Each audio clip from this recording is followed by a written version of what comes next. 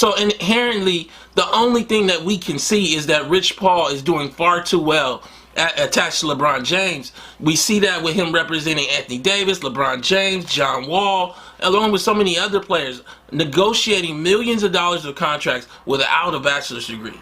Now, what I say about this whole thing is that contextually, we need to start asking the question, if we are going to come out and support ATOS, Black America, what is the responsibility that LeBron James and Rich Paul have to the greater black race? When we look at LeBron James, he hasn't said anything about reparations. See, one of the things that we have to understand, let's slow this down. When we're talking about reparations, we're not just talking about cash payouts. We're talking about being made American. And what you see here is an attempt to strip away the American protections that Rich Paul should have as an individual by making him not American because he doesn't have a bachelor's degree. When I say reparations, part of the policies and the programs provide the protections so you don't have these problems, so that they have to allow black folks to have loopholes and ways out, even if they make a general rule. But because LeBron James didn't support reparations or black policy or black politics, here we are. See, Muhammad Ali understood that. The man that stands over my shoulder understood that.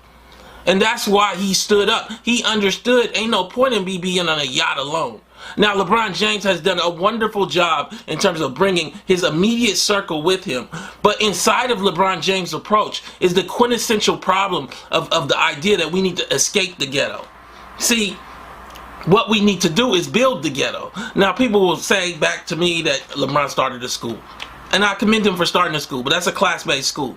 There is no evidence that the curriculum in that school is focused on black folks or even ATOS in a more specific way. When you look at the actual board for the school, it's primarily white folks. I believe it's one black person on the board. Don't quote me on that. But I'll show you what the last picture that they had is almost all run by white people.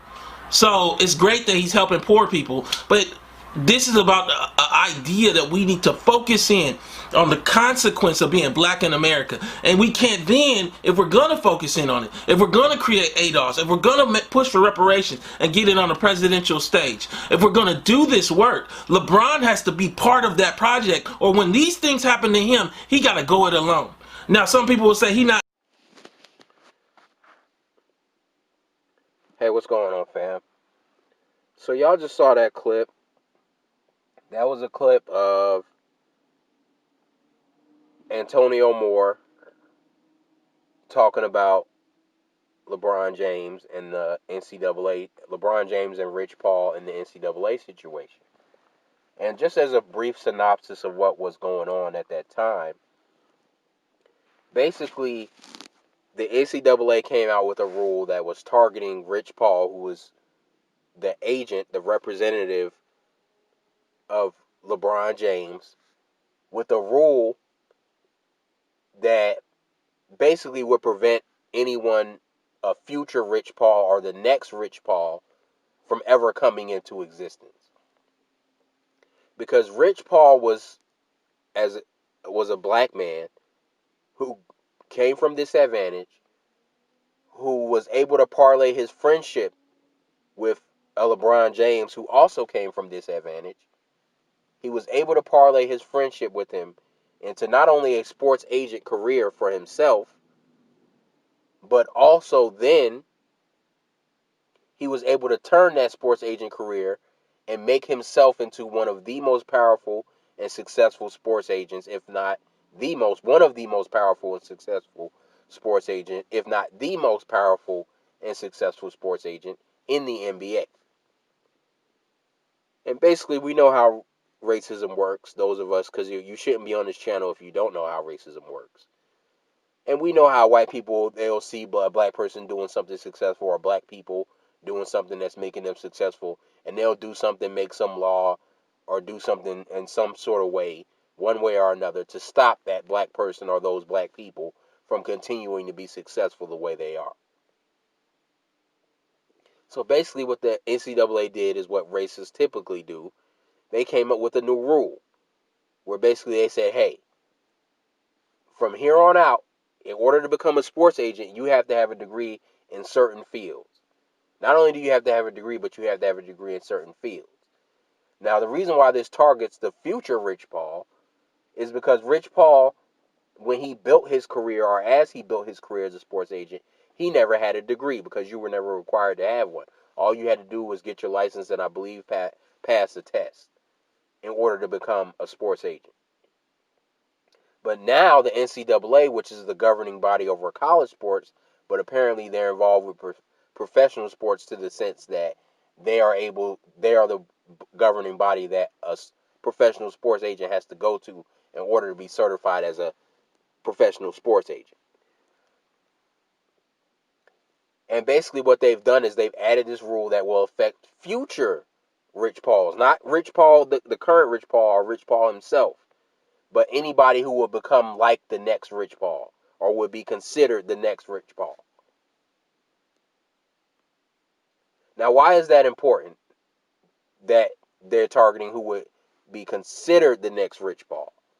The reason why that's important is because the NCAA, and this is not something they added on after they got pressured by LeBron James or Rich Paul or the grassroots support that LeBron James and Rich Paul were trying to build up to get this law taken down, or it's not a law, it's a rule. Trying to get this rule taken down or changed or removed or whatever you want to call it from the NCAA. Rich Paul was grandfathered in. And this is not something they added after pressure from Rich Paul or LeBron James or the grassroots support that they were trying to get behind him. They grandfathered him in when they released the rule. And grandfathered in basically means, those of you who should know or do know, basically means that Rich Paul was going to be able to continue as a sports agent without having to have a degree. So this was not going to affect him personally. Rich Paul and LeBron James were strictly fighting for the future, for other people, not themselves, other black people in particular, because as we know, even though this law did not specifically say black, we all know that it's those of us who understand racism, that it was targeting black people. Hell, even Antonio Moore understood that. That's why y'all heard him in the clip talking about how they were denying Rich Paul his rights to be American. And how the fight for reparations is basically the same thing. It's not just for money, it's fighting for the right to be American. But Rich Paul was not fighting for his own direct rights to be an American, because they were not denying him anything. Because Rich Paul was going to be permitted to continue as an agent without any kind of extra qualifications having to be met. So this was not directly affecting Rich Paul. First of all, it was not directly affecting LeBron James because technically, now I know some people feel differently, but technically, LeBron James is not a sports agent. He is not involved with any sports agencies.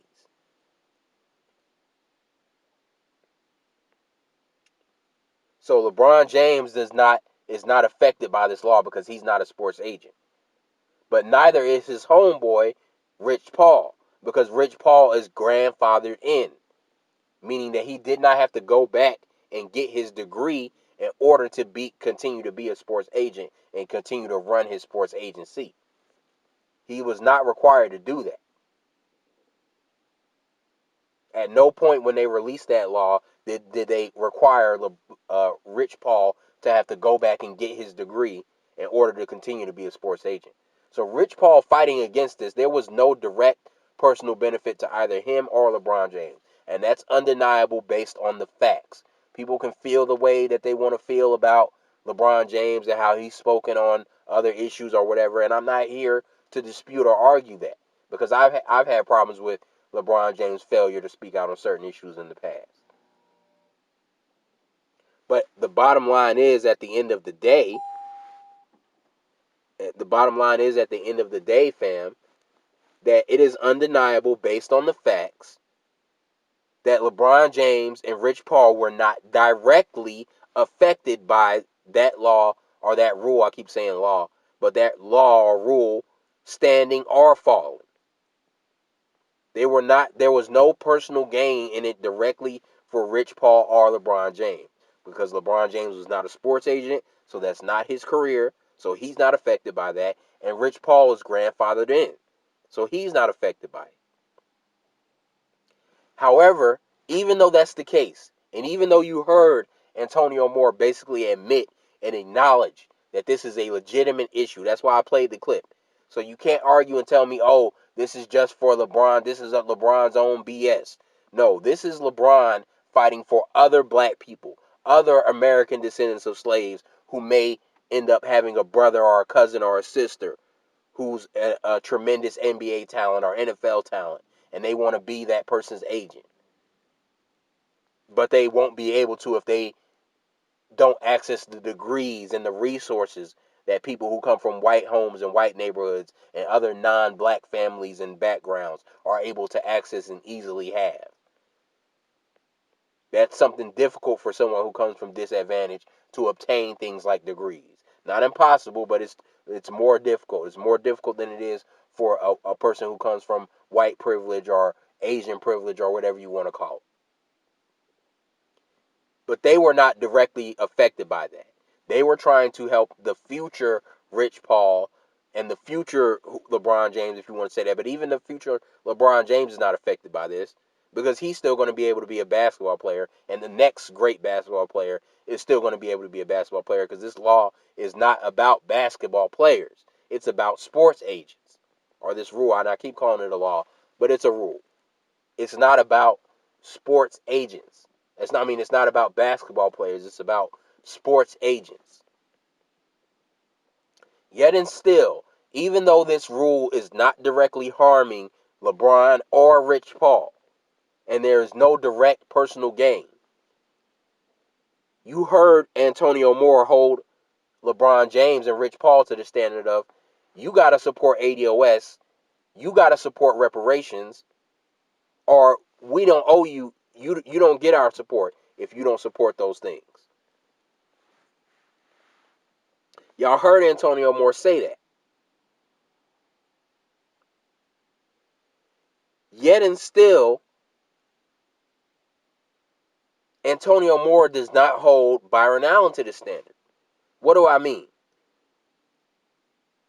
Byron Allen has never spoken in favor, or at least not that I've heard, of reparations or ATOS. And if he has not done it in any way that in the past, in any significant way in the past year since ATOS has blown up. If he's ever spoken in favor of reparations, it has not been since ATOS has blown up.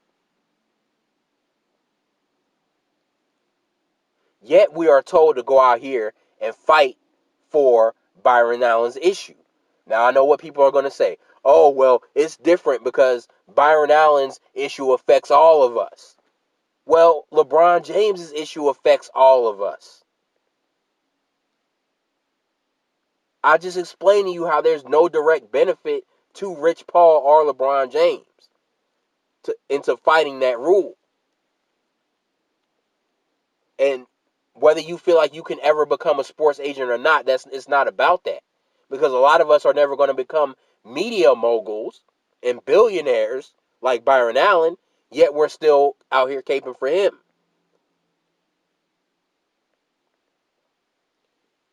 So both are rules or slash laws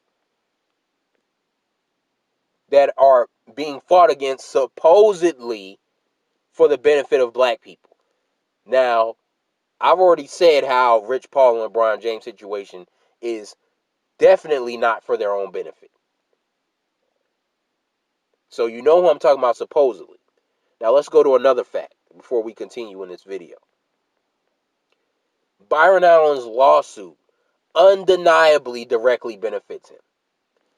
Just like it's undeniable that LeBron James and Rich Paul's issue does not directly, it may indirectly somehow benefit them. Maybe they want to hire another agent who doesn't have a degree or something. But it does not directly benefit them. It does not directly benefit Rich Paul the man or LeBron James the man to have that rule taken down, especially since Rich Paul is grandfathered in. It is also undeniable whether or not you feel that Byron Allen fighting this law also benefits the masses of black people. It is undeniable that even though this may benefit the masses of black people, it also directly, personally benefits Byron Allen. because Byron Allen had an issue with Comcast. I know a lot of people feel it's racist, whatever. Fine, let's say it's racist. It was Comcast being racist. Comcast didn't just wake up one morning, or the CEO of Comcast didn't just wake up one morning and say, you know what, I'm sick of that damn 1866 law. Let's go challenge it in the Supreme Court. And then Byron Allen ran out of his house and said, hey, what the hell are you doing? Me as Byron Allen, Superman of black people, I will not allow you to take down this law. That's not how it happened. What happened was Byron Allen had a dispute with Comcast. Whether you feel they were being racist or not, he had a dispute with Comcast. Byron Allen used the 1866 law as the legal basis to say that what Comcast was doing was illegal or unfair or whatever you want to call it. And then because of Byron Allen's use of that law to bring legal action against Comcast, they then challenged the law. And again, this is not about whether or not Comcast was being racist. This is about the fact that we are not going to sit up here and pretend that Comcast just randomly decided to challenge the law, and then Byron Allen decided to be the superhero for black people that was going to protect the law. That's not how it went down. Byron Allen had a dispute with Comcast, and again, this is not about whether or not they're being racist. That's why I'm giving you the benefit of the doubt and saying, yeah, let's go ahead and assume that Comcast was being racist and white and acting as a white supremacist organization. With that being the case, Byron Allen was using this law to directly benefit his business interest. But of course, I guess because Comcast is so racist, they were challenging the law that would now allow all races to be racist against all black people, allegedly. But at the end of the day, even though this may supposedly, allegedly, and I'm using those words for a reason, supposedly and allegedly benefit black people as the mass, this was started as a direct Byron Allen personal dispute, and the result of this will directly benefit Byron Allen and his personal lawsuit against Comcast. Byron Allen is not, this is not ATOS versus Comcast. ATOS is not suing Comcast. Byron Allen is suing Comcast. So it is both undeniable that LeBron James and Rich Paul's issue does not directly benefit them, and it is also undeniable that Byron Allen's issue does directly benefit him, whether or not you feel like it also benefits or protects the masses of black people. That does not stop the fact that this directly benefits Byron Allen. These are facts that we need to lay out before we continue. Now that that's been said, look at the screen caps that you see up on your screen. First of all, as I've said, LeBron James was required to support reparations in order to get the support of an Antonio Moore or an Yvette Carnell and support ATOS. Y'all just heard the standard that Tone held LeBron James and Rich Paul to. Yet Byron Allen, who is also a black celebrity and has less of an excuse to not support reparations in the ATOS movement because he directly knows Antonio Moore, is not held to that standard because he has not, in the past year, spoken in favor of reparations or the ATOS movement. Why is that? That's why I'm using the screen cap that I'm using. As y'all see, that's 2 articles up. Or 2, it's not really articles, but they're kind of put on the Griot's website as articles. They're video articles, basically. But notice how the video is titled. Notice how the rest of the text that you see up on your screen uses regular punctuation, meaning they use uppercase when you're supposed to use it, and they use lowercase when you're supposed to use it. Yet, when they use the word opinion, they have it in all uppercase letters. You know why they have it in all uppercase letters? Because they want it to stand out that this is an opinion. This is not fact. This is not journalistic reporting. This is some dude's opinion. That's why they put it in bold. That's to protect themselves and distance themselves from whatever Antonio Moore says.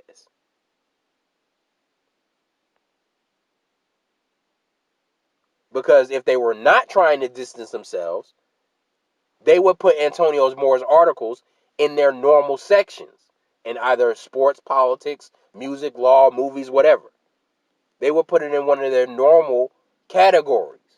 But the fact that they have to put it in the opinion column is an attempt to distance themselves from whatever that person is about to either say if it's a video or write if it's an article. Even though this is technically what's considered a video article, it was what he's doing. They put things in an opinion, and it's not just the Griot. Many companies do that. They put things in the opinion section in order to distance themselves from that as actual reporting or actual fact to protect themselves from legal action because of what this person says.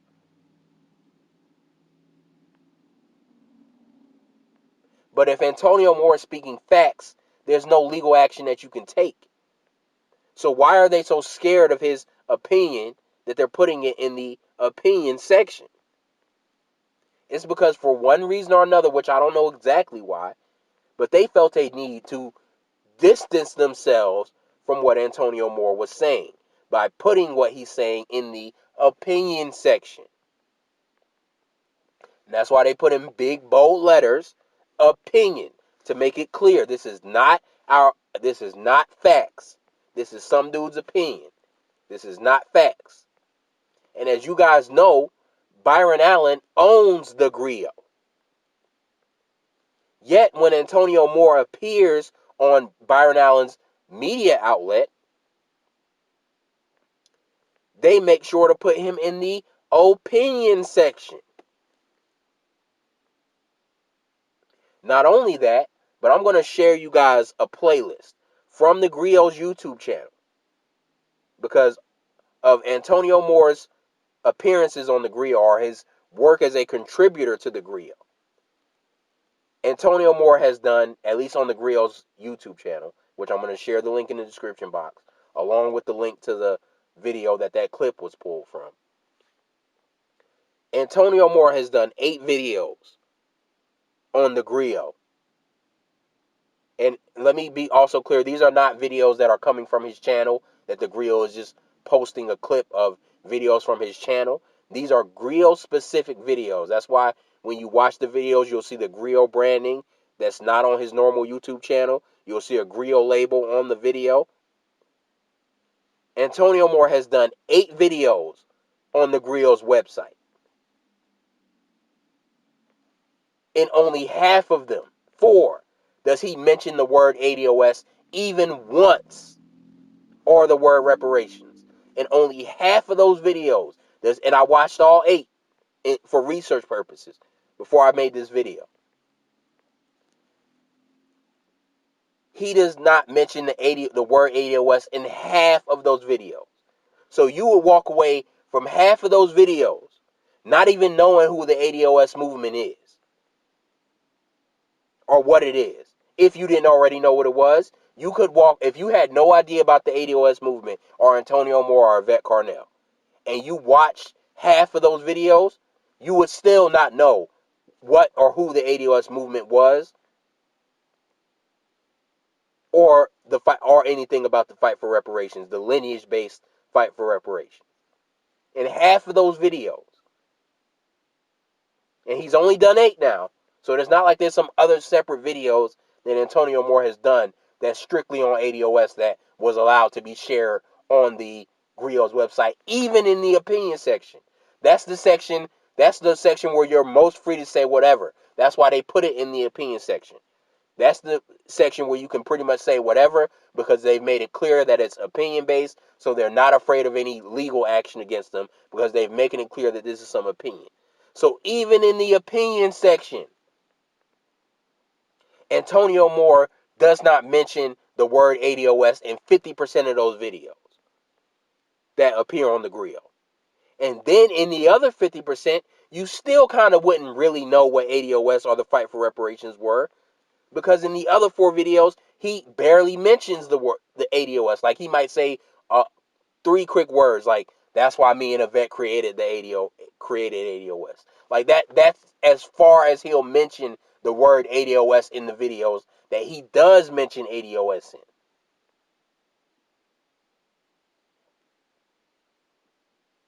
So you got this situation where LeBron James has to support a movement that he may not even know exists still to this day. I believe strongly that there's a good chance that LeBron James has never even heard of the ATOS movement, let alone back then when he was fighting or trying to get other people to support this Rich Paul issue. Yet he is held to the standard of supporting reparations and a black agenda in the ATOS movement in order to get the support of the ATOS movement in his issue.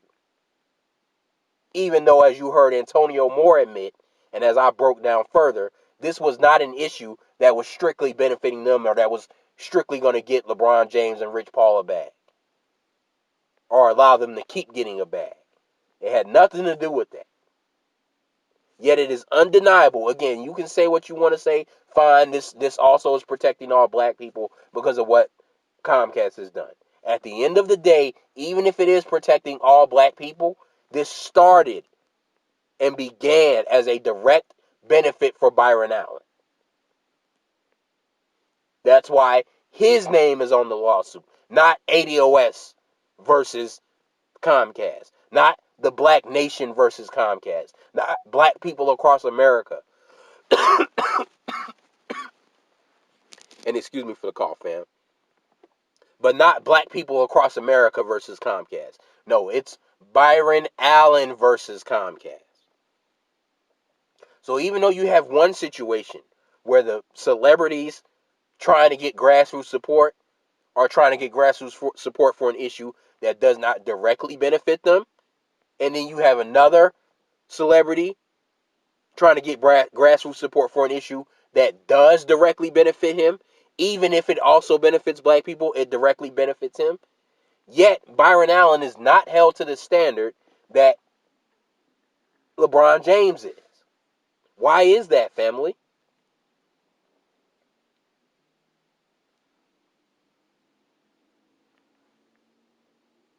Not only has Byron Allen, to my knowledge, never said anything about reparations, but if he has, he definitely hasn't said anything in the past year, at least not publicly. Not only has he not mentioned reparations in the black agenda and black politics, and the only way he's mentioned black politics is again in reference to his own little lawsuit. But not only has he not mentioned reparations in ATOS, but he also has barely permitted Antonio Moore to talk about ATOS on his media outlets. And when he does permit Antonio Moore to say one or two words, because I promise you, again, I'm going to put the link in the description box. Watch all 8 videos when you have a chance.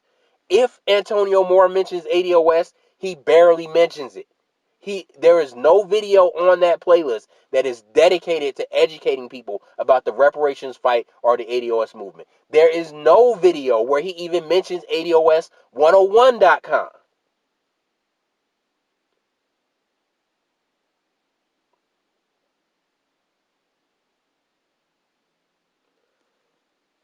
Yet and still, we are to support Byron Allen when Byron Allen has shown no verbal support from himself and barely allows Antonio Moore to support ATOS on Byron Allen's media outlets.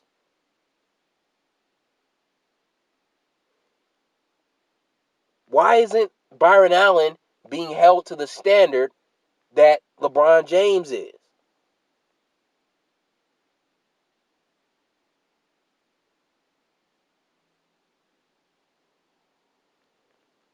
And again, I say this about Byron Allen.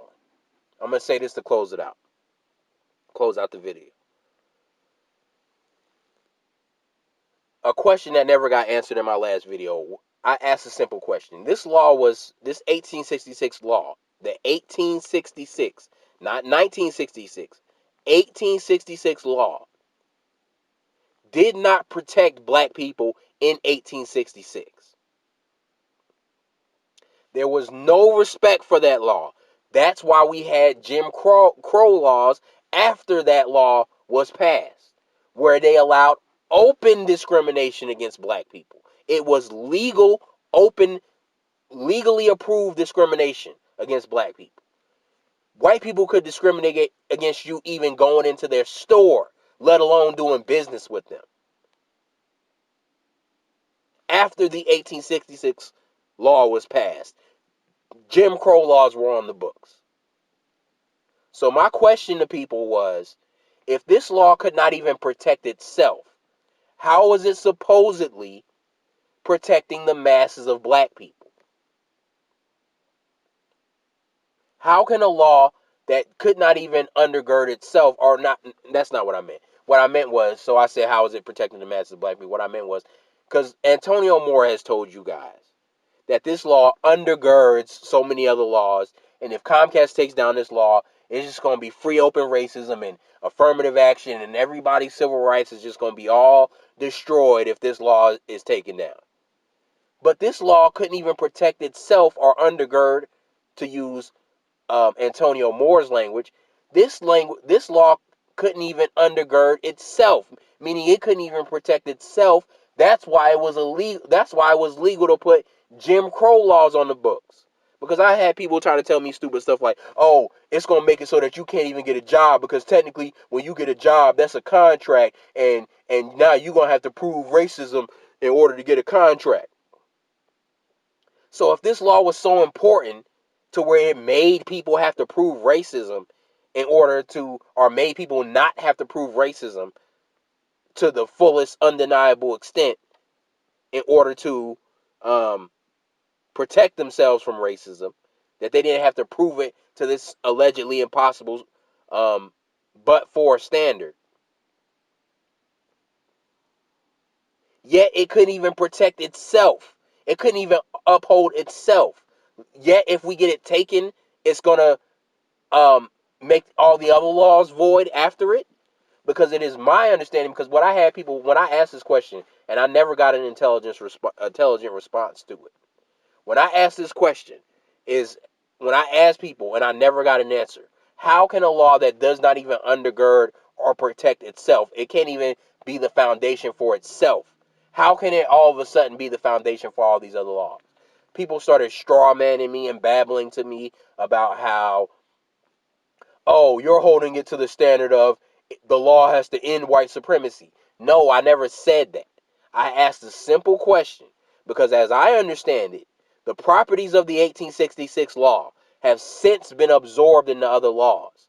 And the only reason why Byron Allen is using this particular law is because it very directly relates to his specific situation about contracts, business contracts, that in a way that most black people will never be able to benefit from, because most of us are not going to be businessmen, let alone businessmen on the level that Byron Allen is. And I said this situation specifically, this law is being used because this law specifically directly relates to Byron Allen's situation about contracts. And everybody's rebuttal was, no, he's not using the law because it relates to his situation about contracts. It affects all of us. When you have a job, it's a contract. When you go to the store and buy a TV, it's a contract, and blah blah blah. And if this law gets taken away, all of a sudden you're not even going to be able to get a job unless they called you the N-word in the interview and you recorded it. No, that's not true. And again, if it is true, how could this law not even protect itself, yet all of a sudden it's protecting all these other laws that's been passed since? That's why we had to have a 1966 civil rights movement 100 years after that law was passed. Are you trying to tell me that Martin Luther King and Malcolm X didn't have the data on the 1866 law and the fact that they didn't have to fight for their civil rights because this law was supposedly already protecting their civil rights? No, this law did not protect black people for over 150 years. Yet all of a sudden you expect me to believe that all of a sudden now, because Byron Allen and Antonio Moore say so, that now all of a sudden This law protects all these other laws, and it's the most critical law to black people ever exist. And that sounds like a bunch of BS to me. And again, if you can supposedly rebut me, because I still haven't gotten an answer to this, and the first time I made the Byron Allen videos was over 2 months ago now, or damn near 2 months ago. And I still haven't gotten an adequate answer. So somebody, please tell me, how can this law protect all these other civil rights laws that have been passed since that law was passed? Yet that law could not protect itself for over 100 years. That's why we had to have a civil rights movement 100 years after that law was passed. And again, because of these facts, that law specifically and only was used because it specifically benefits Byron Allen. And if it's taken down or defeated, it will not be a major impact to black people. If that is not true, if what I just said is not true, that the taking down of this law will not have any significant impact on black people, and the main person it'll have an impact on is Byron Allen. If that is not true, somebody explain to me how there was no respect for this law for 100 years, but now all of a sudden, because Byron Allen and Antonio Moore and Yvette Carnell say so, now all of a sudden this law is the end-all be-all of black rights. And again, please, if you show up on my channel claiming that I said that the standard of this law is to end all white supremacy, that's BS. I never said that. What I said was, how can this law undergird other laws if it could not undergird itself for 100 years?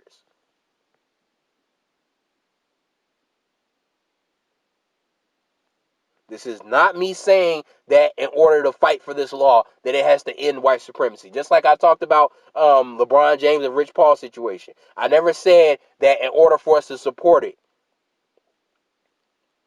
it has to end white supremacy, otherwise it's pointless. I've never said that, so please don't tell that lie. But my question is simple. If this law is so vital and critical to all of these other laws, how come it wasn't vital and critical to itself for 100 years? That's why it was legal and law on the books to discriminate against black people while this law existed for 100 years. The only reason why this law was used and made into such a big deal is because it benefited Byron Allen directly. And if what I'm saying is not true, I need somebody to answer the question that's already been asked for damn near 2 months now and never got answered, other than straw man troll babbling about how the law has to end white supremacy and that's the standard that I'm holding it to. I never held it to that standard. I never said those words out of my mouth. Statements like that is why I started to make the constructive discourse videos. Statements like that are why I started to make the constructive discourse videos. Because people pull random stuff out of their buttholes in order to argue against what I said and don't actually address what I said. So I'm asking again, and that's why I keep repeating the question. If this law could not undergird itself, how can it undergird all of these other laws that have been passed since to protect black people and protect racial rights? And also, why isn't Byron Allen held to the same standard as LeBron James? Why has Antonio Moore been barely allowed to even mention or say the word ATOS on Byron Allen's website? And as a matter of fact, let's play a clip.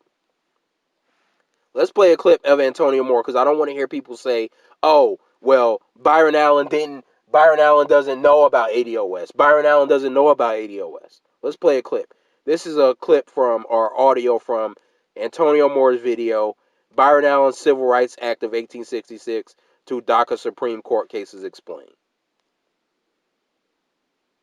Other side, they struggling. They got 2 amicus briefs. Because of ATOS, Kamala Harris, Cory Booker, several Black Caucus members, not enough, but some, the last day of that you could do an amicus brief, ran in there with one.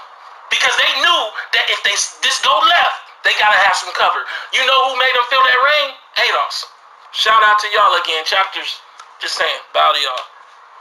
I'm just telling you that the Civil Rights Act of 1866 is one of the most important laws that undergirds all of our civil rights, but we the only ones talking. This ain't a black case. See, I'm about to get into DACA. DACA is a immigrant's case. It don't have nothing to do with us. We get nothing from it. We get nothing from it. This case is about all people, and we the only ones scrubbing. Tell everybody that's on the steps for DACA today, they got to stay till tomorrow. Everybody want to eat just the arguments are tomorrow. Let me explain to you, because everybody talking, but they don't know nobody. Just saying. So y'all heard him. Everybody talking, but they don't know nobody. He's talking about the fact that he knows Byron Allen, and he talks to Byron Allen all the time. Judge Joe Brown, I see you, bro. You just talking. Stop the chattering. I'm telling you right now that it's unprecedented.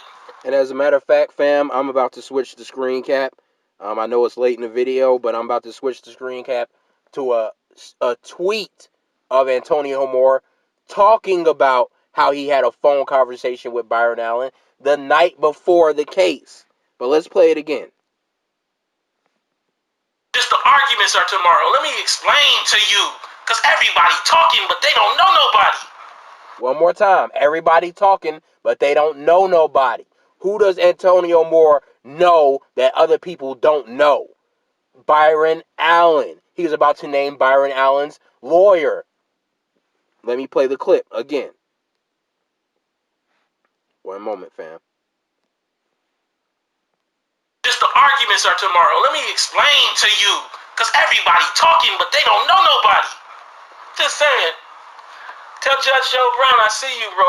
You just talking. Stop the chattering.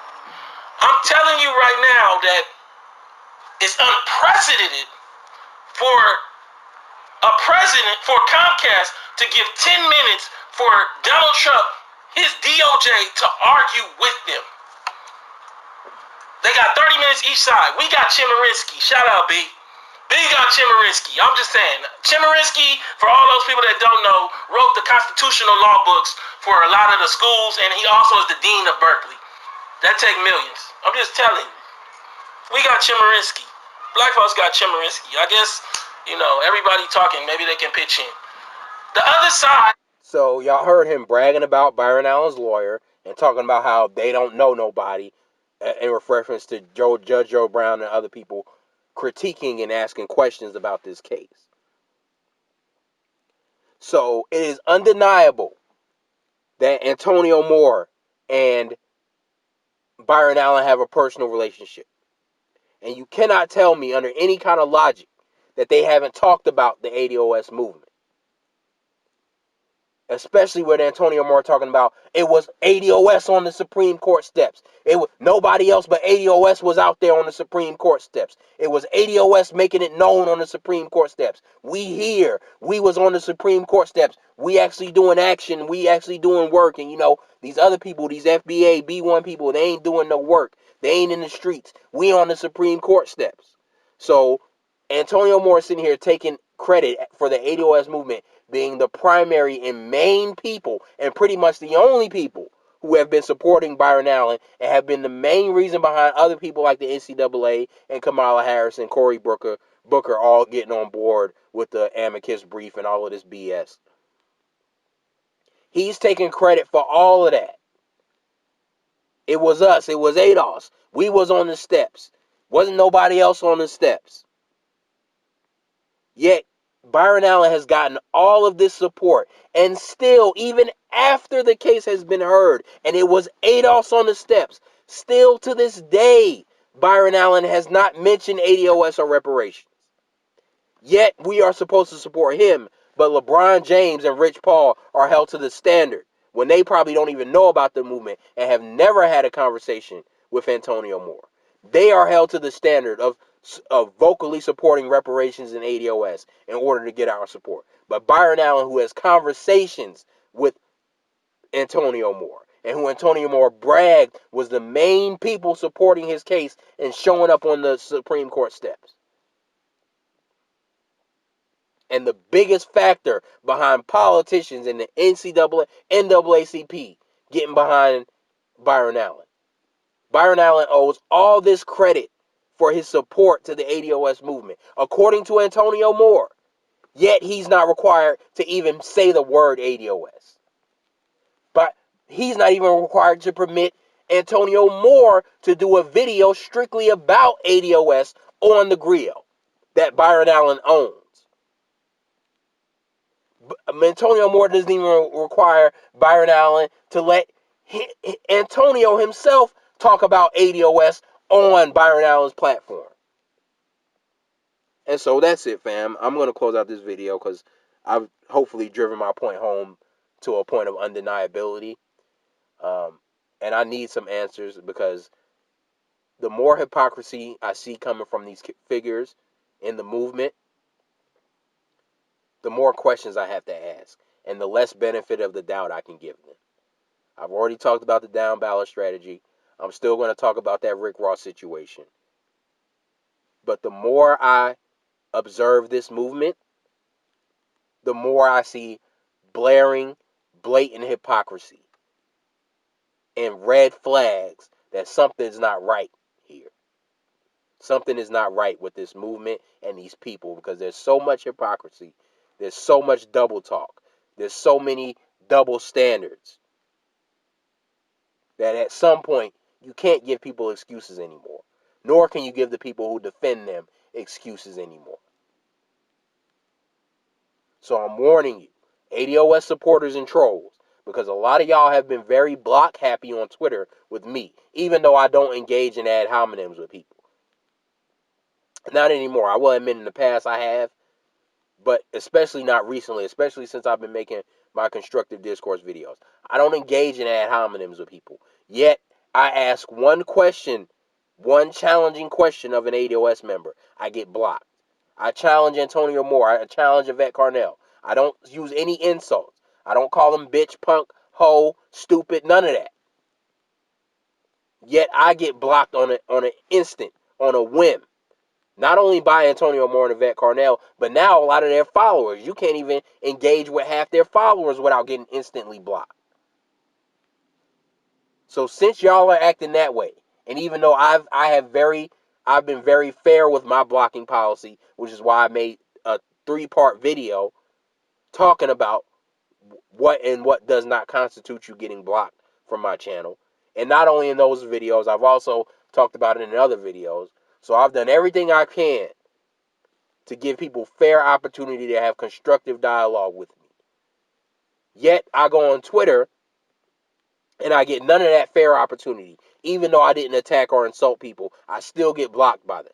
I just ask them challenging questions about the movement that they're following and supporting, and pointing out things that don't make sense. And I get blocked for that.